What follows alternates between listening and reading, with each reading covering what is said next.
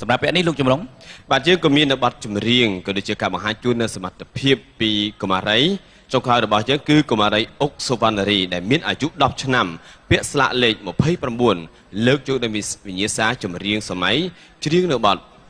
រលកដួងចិត្តរីករាយកំសាន្តដូចតទៅបាទសូមជើញ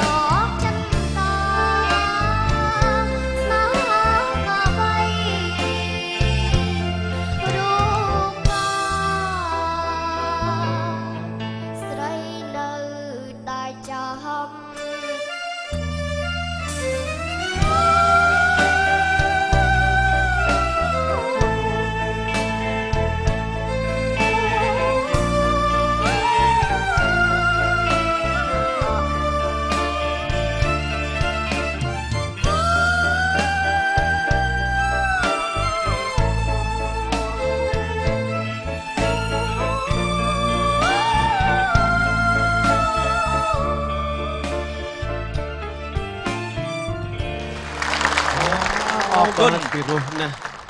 មួយស្រីអុកសុវណ្ណរីរលកដួងចិត្តសួរបាទសួស្ដីក្មួយបើលោកចម្រុងបើសិនជាយើងអត់បានឃើញរូបក្មួយច្រៀងទេបើសិនជាក្រន់តែស្ដាប់តែសំឡេងខ្ញុំបាទថាមនុស្សធំពេញវ័យច្រៀងហើយបាទតូចណាស់ពីរោះមួយដែរបាក់ច្រៀងណាក៏ហឹមគាត់អូខំមិញហ្នឹងឃើញយើងទៅមិនរួចផងបាទបាទឥឡូវនេះឃើញថាបទចម្រៀងមិញធ្វើខ្ញុំបាទនឹងព្រឺសបល់ទៅហើយស្ដាប់ទៅប៉ុន្តែមិនដឹងថាពេលនេះចំពោះគណៈកម្មការទាំង3រូបលោកមានមតិយោបល់ចំណាទេ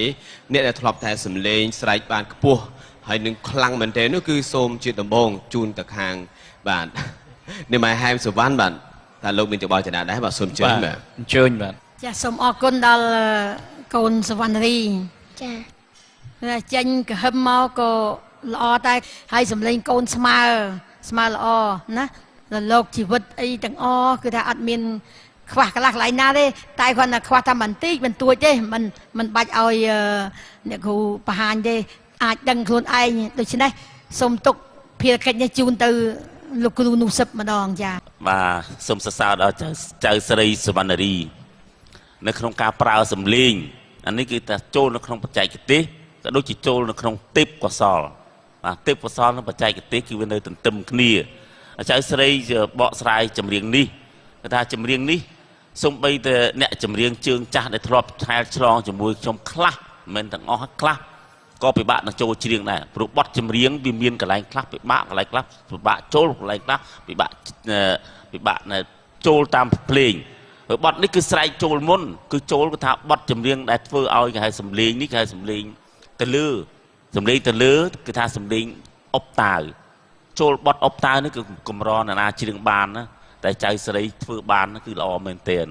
បទចម្រៀងមួយទៀតដែលចូលអុបតាវទៀតដោយបទចម្រៀងមួយទៀតគឺថាអាយុមិនអស់មិនស្លាប់មករបៀបខំជូតទឹកភ្នែកឲ្យអស់ពីពណ៌ទៅខំអីហ្នឹងយើងមិនងាយយកបានមានអ្នកចម្រៀងជាងមួយខ្ញុំគាត់ថាចូលបទព្រាមខំជូតនៅទៅអញ្ចឹងមកទៅអត់រួចបានស្អីថាសំលេងកលាច់ទៅមិនបានដូច្នេះចៅស្រីអុកសវណ្ណរីនេះចេះប្រើសំលេងគៀបសំលេងឲ្យដល់ជាពិសេសគឺពោលដំបងស្រែកដំបងឲ្យដល់គឺថាសុំសរសើរសូមសរសើរដល់ចៅស្រីដែលចេះប្រើកលាច់សំលេងក្រហឹមនឹងតាសំលេងទៀបទៅសំលេងពោះគឺចេះគៀបសំលេងឲ្យដល់តុងបាទដូច្នេះជូនពរឲ្យចៅស្រីមានសំណាងល្អនៅក្នុងនាទីនេះបាទសូមអរគុណបាទក្មួយស្រីអុកសវណ្ណរីអញ្ញាសម្រាប់បានណាអរគុណណាក្មួយណាបាទអរគុណច្រើនបាទអរគុណសុខសប្បាយបាទអរគុណលោកអ្នកបានជ្រាបហើយក៏ដូចជាបានរីករាយកំសាន្តជាមួយនឹងការបញ្ចេញជូននៅសមត្ថភាពទេពកោសលរបស់កុមារាកុមារីរបស់យើងគ្រប់រូបហើយនៅតែការដាក់បន្ទុកជូនពីគណៈកម្មការទី3ក៏ដូចជាលោកអ្នកក៏បានដាក់បន្ទុកក្នុងចិត្តរួចហើយបន្ថែមជាមួយនឹងការទស្សន៍ទាយមិនដឹងថាតើចំពោះកុមារាឬក៏កុមារីរូបណាដែលមិនបានបន្តជាមួយនឹងកម្មវិធីរបស់យើងទេចង់ជ្រាបទស្សនានៅវគ្គក្រោយសម្រាប់ពេលនេះកម្មវិធីរបស់យើងសូមអ្នកសម្រាប់បន្ទិះសិនបាទ